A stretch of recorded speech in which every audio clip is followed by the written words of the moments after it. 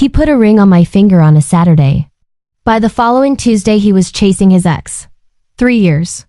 Gone just like that. The worst part? She did not even want him. And the best part? Neither did I anymore. My name is Zoe Carter. I am 24 years old and I live in Houston, Texas. I work as a graphic designer at a creative agency downtown. I am the kind of person who feels everything deeply. Always have been. I love hard. I trust completely. I show up for the people I care about with everything. I have got every single time. That used to feel like a strength. For a long time, Marcus made me feel like it was. Marcus Webb and I met 3 years ago at a mutual friend's birthday kickback. He walked in late wearing this gray hoodie, looking completely unbothered, and somehow still the most attractive person in the room. My best friend Kayla leaned over and whispered, "Girl, do not even look at him like that." I looked at him exactly like that.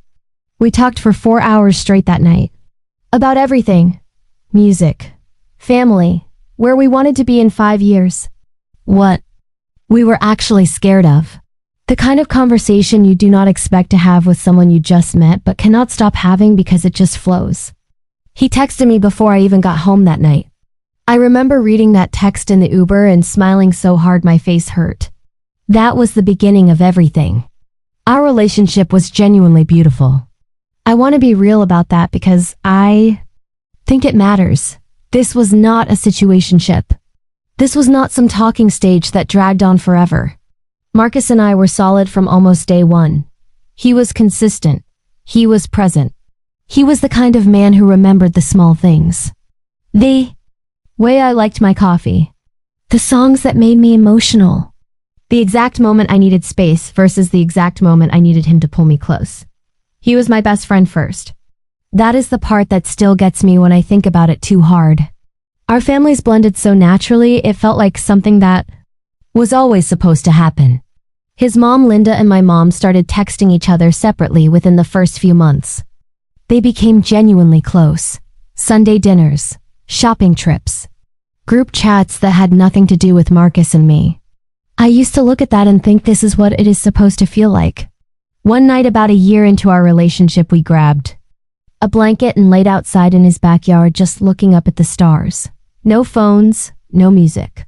Just us talking about everything and nothing until 2 in the morning. He turned his head and looked at me and said, "Zoe, I do not ever want to do life without you." I replay that night sometimes, and it still hurts in a way I cannot fully explain. Because I believed him completely. Marcus proposed on a Saturday evening. In October, he did not do anything over the top. No big public proposal. No flash mob. Nothing performative. Just the two of us at the restaurant where we had our first proper date. Candles. Our song playing low in the background. Him reaching across the table and sliding a ring box toward me with this look on his face like he had never been more certain of anything in his entire life. I said yes before he even finished asking. We called both our families that same night. His mom and my mom were on the phone together celebrating before we even got home. I went to sleep that night feeling like the luckiest girl alive. That was a Saturday. Everything started changing about 2 months ago. Marcus mentioned casually one evening that he had gotten an email from his ex. Her name was Brianna Hayes. They had dated all through high school. 7 years together before she left to do her postgraduate studies overseas, and the distance made things impossible. They had not been in contact for 5 years. Marcus showed me the email. I read it. It was completely platonic. Just a "Hey, I'm back in town, wanted to see how you are doing" kind of message. Nothing alarming. Nothing that gave me any kind of bad feeling. He asked me if he could meet up with her just to catch up. I said yes. I trusted Marcus completely. We were engaged. We were solid. I was not about to be the insecure fiance who could not handle her man having a normal conversation with someone from his past.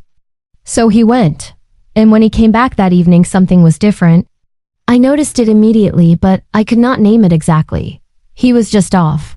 Quieter than usual. Distant in a way that felt unfamiliar. Marcus was naturally chatty and warm. And when I asked him how it went, he just shrugged and said it was fine and changed the subject. I let it go. But over the following 2 weeks, I could not let it go anymore.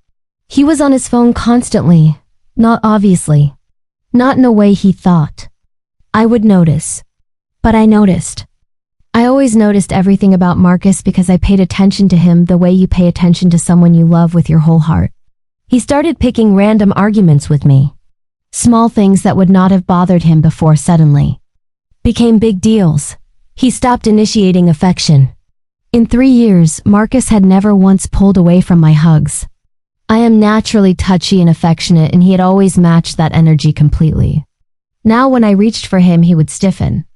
Slightly, just slightly, but enough. He stopped looking me in the eyes when we talked.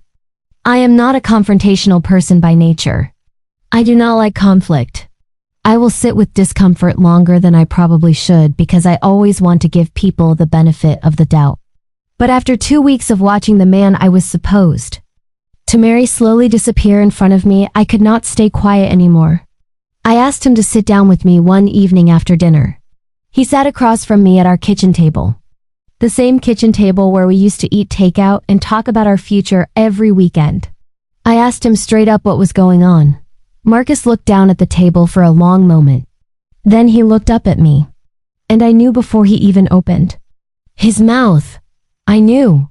He said, "Zoe, I need to be honest with you." He said seeing Brianna again had brought up feelings he did not expect. Feelings he thought were gone. He said she was the one that got away and that he owed it to himself to find out if there was still something there. He said he was sorry. He said he still loved me. Then he slid the ring back across the kitchen table toward me. I looked at that ring sitting on our kitchen table between us. 3 years. An engagement. 2 families. Every late night conversation. Every star we looked at. Every promise he made me. Slid back across a table on a random Tuesday evening like it was nothing. I did not cry in front of him. I want you to know that. I held it together completely in that kitchen. I picked up the ring. I told him I understood. I told him I hoped he found what he was looking for. Then I called Kayla, and the moment she answered, I completely fell apart. What Kayla told me that night was exactly what I needed to hear. And what happened to Marcus over the next 2 months was something neither of us saw coming. Kayla did not even let me finish my first sentence. She just said, "Stay right there. I am on my way." She showed up 20 minutes later with ice cream, wine, and that look on her face that only a real best friend has. The look that says I already knew something was off with him. I fell apart on that couch for 2 hours straight. Not cute crying either. Full, ugly cry. The kind that comes from somewhere so deep it scares you a little. Kayla just sat there with me, not trying to fix it. Not saying I told you so. Just present in the way only she knows how to be. At some point she looked at me and said, "Zoe, do not call him. Do not text him. Do not post anything. Do not give him the satisfaction of watching you spiral." She said, "Just wait." I asked, "Wait for what?" She said, "Just wait." The first 2 weeks were genuinely the hardest of my life. No cap, Marcus was my first real relationship, my first love. My first everything. There was no roadmap for this kind of pain. No previous experience telling me it had an end to it. I went to work every day because staying in bed was not an option. I was giving myself. I showed up. I smiled when I needed to smile. Then I came home and fell apart privately. I deleted our photos off my Instagram. Quietly. Just for me. Not messy. Not performative. Just necessary. I blocked Marcus on everything. Not from anger. From self-preservation. I knew myself well enough to know I would be checking his page every hour if I left that door open. I was not about to do that to myself. About 6 weeks after Marcus left, Kayla called me with news. Things between Marcus and Brianna were not what he expected. Brianna had not come back to Houston for Marcus. She had come back for a job. She was already in a serious relationship with someone she had met overseas. She had zero interest in anything romantic with Marcus. She curved him without even trying. I sat with that for a moment, and my first feeling was not even satisfaction. It was just clarity. The man who laid on that blanket looking at stars with me and said he never wanted to do life without me. That man would not have thrown everything away for a maybe. The man who slid that ring back across the table was someone I clearly did not know as well as I thought. That hurt differently. But it also set me free. Right around that same time I met Tyler Brooks through work. New client, easy energy. Nothing forced. He made me laugh in a way that felt light and uncomplicated. He listened when I talked. He remembered things I said in passing. I was not looking for anything, but I was healing. Genuinely healing. And Tyler was a big part of that. 8 weeks after Marcus left, he slid into my DMs. I stared at that notification for 30 seconds before I opened it. He said he knew he did not have the right to reach out, that he had been thinking, that he made the biggest mistake of his life, that he missed me and missed us and wanted to talk. I put my phone face down and went back to what I was doing. He texted again the next day. And the day after. Then he called.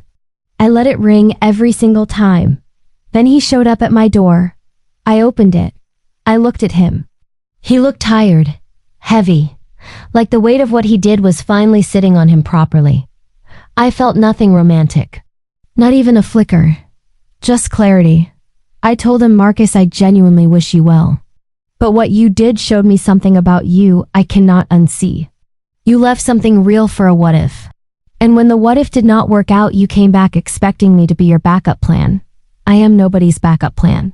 I let him say what he needed to say. Then, I closed the door. I am not going to pretend I am completely over it. Healing is not that. Clean.